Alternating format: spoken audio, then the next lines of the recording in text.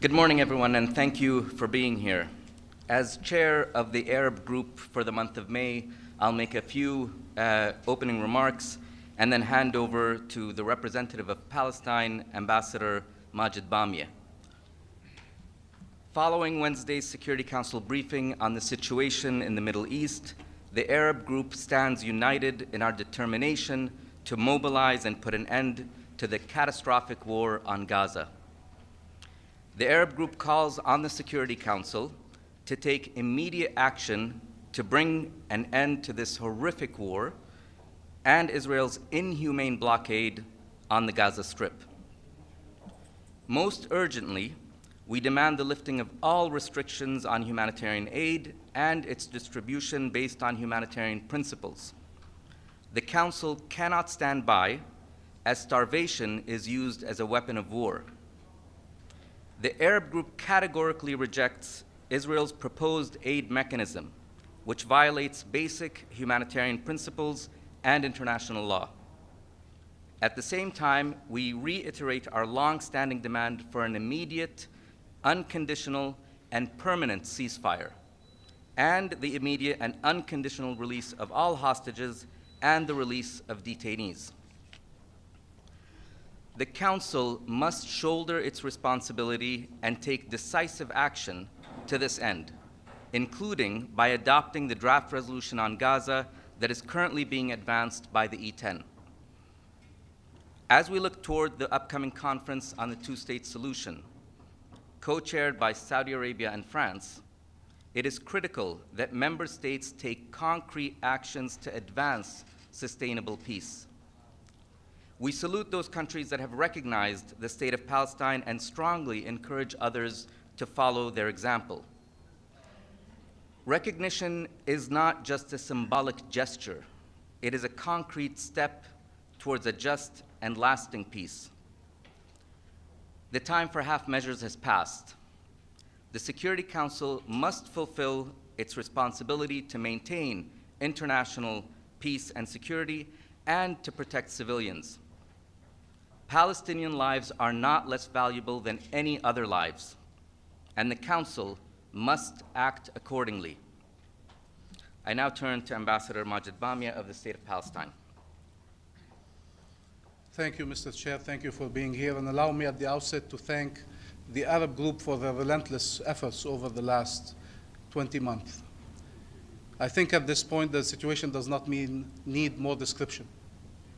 It's enough to say Gaza for everybody to understand the human tragedy unfolding before our eyes, the constant bombardments against the population who has nowhere to flee, the dispersion, the displacement, the killing, the starvation, and the killing of children, and the starving of children.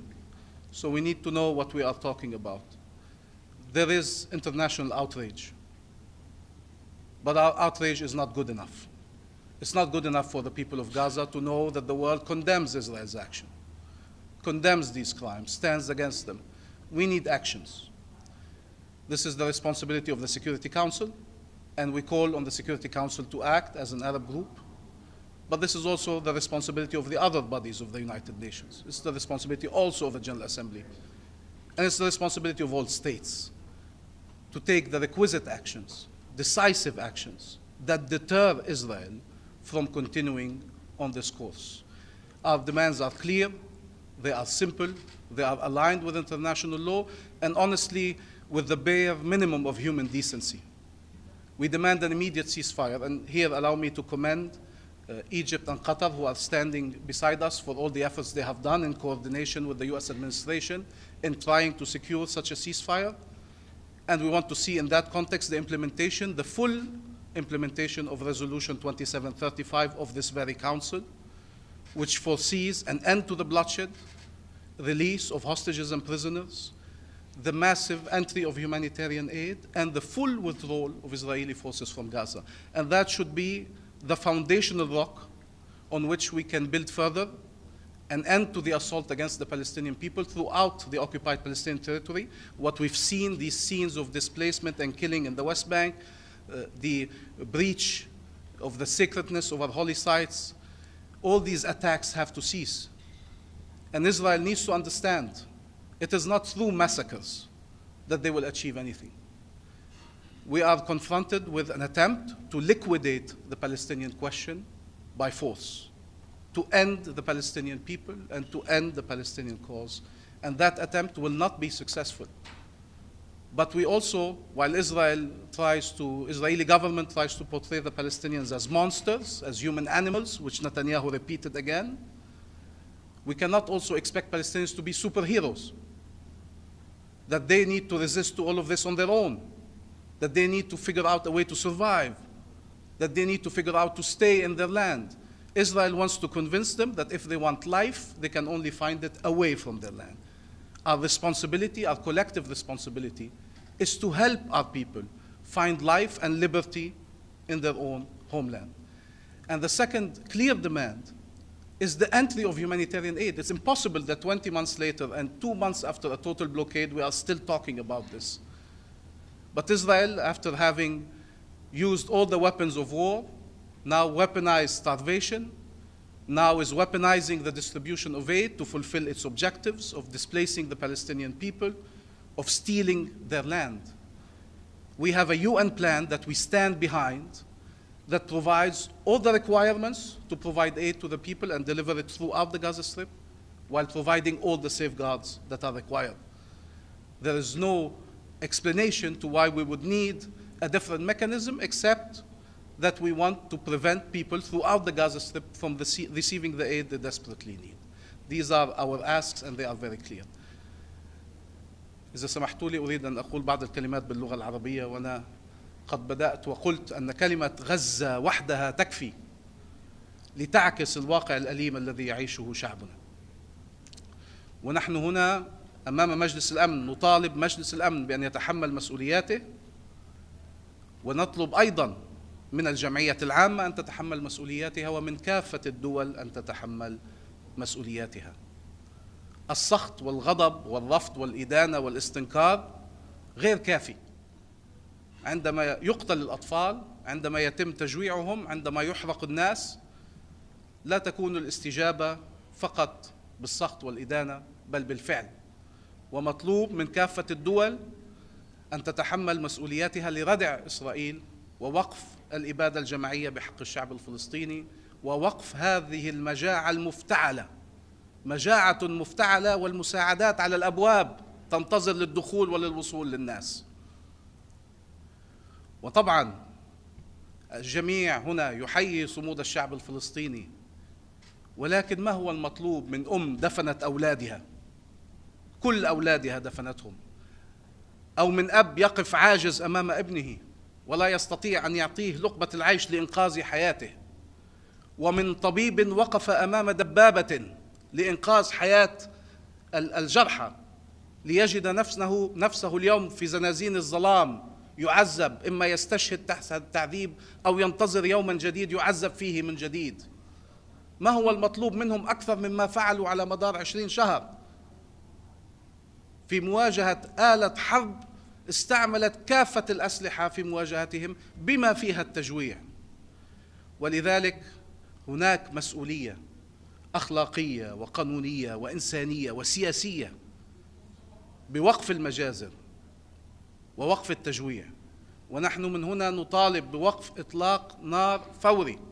وقلت أننا نحيي جهود قطر ومصر الموجودين معنا هنا اليوم بالتنسيق مع الإدارة الأمريكية في محاولات للوصول إلى وقف إطلاق نار، ونطالب وقف إطلاق نار يسمح بتنفيذ كافة بنود قرار مجلس الأمن 2735 والذي ينص بوضوح على وقف العدوان وكافة الأعمال العسكرية، وقف إطلاق نار تام، وإطلاق سراح الأسرى والمحتجزين والرهائن، وتدفق المساعدات الإنسانية، وينص أيضا على الانسحاب الكامل للقوات الإسرائيلية من غزة.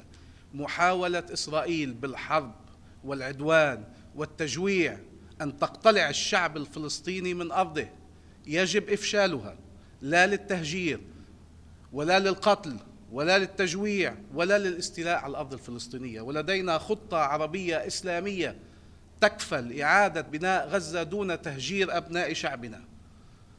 ونطالب أيضا بتدفق المساعدات الإنسانية فوراً وفق المبادئ الإنسانية، وندعم الخطة الأممية بهذا الشأن، ونرفض محاولات إسرائيل أن تستعمل المساعدات الإنسانية كوسيلة لتهجير الشعب والاستيلاء على الأرض.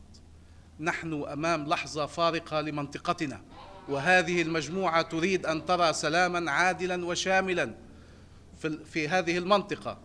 أما الحكومة الإسرائيلية فمخططاتها حتى الآن واضحة، ما زالت مقتنعة أنها بالمجازر ستفرض إرادتها، وعلى المجتمع الدولي ككل اليوم وفي المؤتمر الدولي في شهر 6 أن يقف أمام هذه المحاولات وأن يرد بوضوح بقرارات حازمة لكي يتحرر الشعب الفلسطيني. ليس مصير الشعب الفلسطيني جيلا بعد جيل أن يتعرض للمجازر ومحاولات التهجير والاقتلاع. ليس هذا مصيرنا. مصيرنا هو الحرية وإرساء السلام العادل والشامل في منطقتنا، بما يكفل الأمن للجميع، وبما يكفل السلام للجميع، وبما يكفل الرخاء للجميع، والشعب الفلسطيني لن يكون الاستثناء.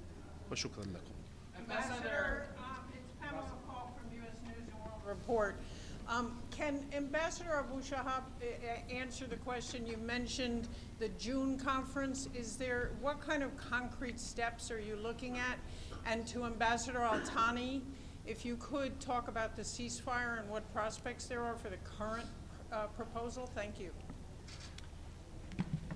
Well, thank you. We are following the lead of Saudi Arabia and France, who have set an aim of having concrete steps that can bring us closer to a lasting peace. Obviously there are expectations of recognitions for the state of Palestine, but there are other plans that I won't speak to, and there are, of course, 8 working groups that are working on these concrete steps. Okay. And Ambassador Al-Thani? Yes, thank you. Thank you so much. The state of Qatar, of course, is engaged intensively together with the United States and Egypt to stop the humanitarian catastrophe in Gaza and end this war. Negotiations are ongoing on the current proposal, and we are very determined. The state of Qatar is very determined to finding an end to this horrific situation in Gaza. Ambassador Shah, you have been appealing to the Security Council to shoulder its responsibility time and again and again and again. And the Security Council did not. 4 resolutions and 2 in this GA and ICJ opinions, yet Israel continues with its massacres. What else the Arab group can do? What tools you have to make this enemy or this genocidal regime pay a price? So they will rethink. No Arab countries cut off its relation with Israel. No embassy was closed. No ambassador was withdrawn. So why Israel has to care for what the Arabs say or Thank you. This is, of course, a responsibility of the international community, including the Security Council. The Arab group will, as it has for the past more than 600 days, been advancing and urging the Security Council to take action. Of course, the Security Council has adopted some resolutions. They haven't been implemented, but it does not mean that we stop and stand by and fold our hands. So we continue to do everything that we can to ensure that this catastrophic situation doesn't continue. Ambassador, I have 2 questions to follow that. First, what kind of actions do you want to see the Security Council to act? Is that would be sanctions or armed embargoes from the Arab group? Secondly, we know that there is a draft resolution by Algeria circulating.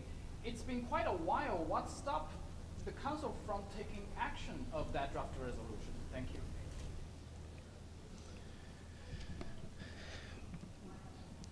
What we cannot say, what we cannot accept, is that somehow these institutions or states are powerless. before these kind of actions and these kind of crimes. There are tools to respond to these kind of situations. We are hearing leaders considering or taking a number of decisions in the right direction, and we salute these decisions. But we need to reach a decisive level. It is clear that Israel, until now, does not feel deterred. You would have seen it in their statements or in their actions had they been deterred. So what we need are the actions that would deter them, that would hold them accountable for the decisions they make, and that would make sure that if they continue on this course, they understand the consequences that they will have to face, and that will be the only way for them to finally stop what they are doing. We here, our role as an Arab group in New York is to act with the Security Council, with the General Assembly, is convincing states. And there are other efforts in every capital going on, and that will hopefully culminate in part in the June conference and moving forward from there. But you asked about the June conference. The issue of Gaza is a part of that discussion, including the Arab OIC plan that provides a real-life alternative to the catastrophe that we see before our eyes. The issue of the legal obligations of third states is among the discussions we are having. The issue of a sovereign and unified state of Palestine. What kind of concrete commitments states are willing to take at this critical juncture? This is the life and future of the Palestinian people today and of our region tomorrow that is at play. So what we expect is we need to elevate our response, since till now the international response has not allowed to stop Israel from the mad march it is on, and that jeopardizes, that constitutes an existential threat for the Palestinian people, but it also jeopardizes the lives of hostages and prisoners. It jeopardizes the future of peace and security on our region. It jeopardizes everything that is fundamental in the rule of international law. So we will do our part here in New York in making sure that these bodies do not stay silent while a genocide is ongoing, while massacres are ongoing, while starvation is ongoing. What about the draft resolution? So the draft resolution is being discussed as we currently speak. It is an E10 effort, and you will see it once they complete the consultations they are doing. And as we said, our demands, I formulated them very clearly, and they were mentioned by the chair of the Arab group regarding the ceasefire and ending the starvation policy that is at play. And we said also we will go further in the General Assembly, and states have tools at their disposal. They cannot also hide from their responsibilities in using these tools. And as I said, we see an important conversation going on that needs to yield concrete results and concrete decisions that are of a decisive nature. What is the Arab group's reaction to the Israeli announcement that it plans to build 22 settlements in the West Bank, and what impact is this going to have on the conference on a two-state solution and a two-state solution itself? I think this is another decision that shows the rift between the Israeli government and the entire world. Settlements are illegal. They are condemned across the world. And again, maybe the international response, certainly the international response needs to be much stronger to prevent such policies from moving forward. We are in front of an Israeli government that has an extremist ideology, and I'll add to that the political ambitions of its prime ministers, very opportunistic ones, that are yielding what we are seeing in Gaza, a full-fledged assault against the Palestinian people, but also what we are seeing in the West Bank in terms of settlements, forcible displacement, and the will of Israel of this Israeli government is very clearly expressed by its prime minister. There is no Palestinian state. There is no Palestinian existence. And so the response needs to match the words and actions of this Israeli government, and that's what we will be working on, whether immediately in the Security Council, the General Assembly, and among states, or at the June conference, where you will see the entire world come together. And I expect, until now, that given where the Israeli government is, It's not in agreement with any of the fundamental rules of international law or the fundamental premise of peace in our region. There are decisions of international legitimacy on which we all concur, Arabs and non-Arabs. The entire world has an international consensus on the two-state solution, on a Palestinian state, independent and viable, living side by side with Israel on the 6 June 1967 borders, on the 4th of June 1967 borders, with East Jerusalem as its capital. The fundamental principles of peace, Israel is not willing even to come close to them. That doesn't mean the world needs to change and adapt to Israeli crimes and Israeli extremism ideology. It means the world needs to enact a change in Israel whereby such policies by such Israeli governments will come to an end. Maybe one last question. The Gaza Humanitarian Foundation. Sorry, there was, sorry. Ambassador Shahab, in your national capacity, UAE has a large footprint in Gaza in the humanitarian side and medical assistance. With the trickle of the couple of drops came through the aid that's been transferred, how is the situation for UAE humanitarian mission operating in Gaza, both on medical supplies and on aid substances? Look, obviously, I'm not here to speak about the UAE. We're here as representatives of the entire Arab group. But I will say that, of course, the UAE uses all its channels in order to get as much humanitarian assistance into Gaza. We have been a huge provider of humanitarian assistance. We've been operating field hospitals, desalination plants, and these efforts have never stopped, and we will continue to work to scale up humanitarian assistance in every way that we can and through every channel that we can. Thank you. Thank you. Who is funding the Gaza Humanitarian Foundation? I don't have an answer to that. Thank you. Thank you very much.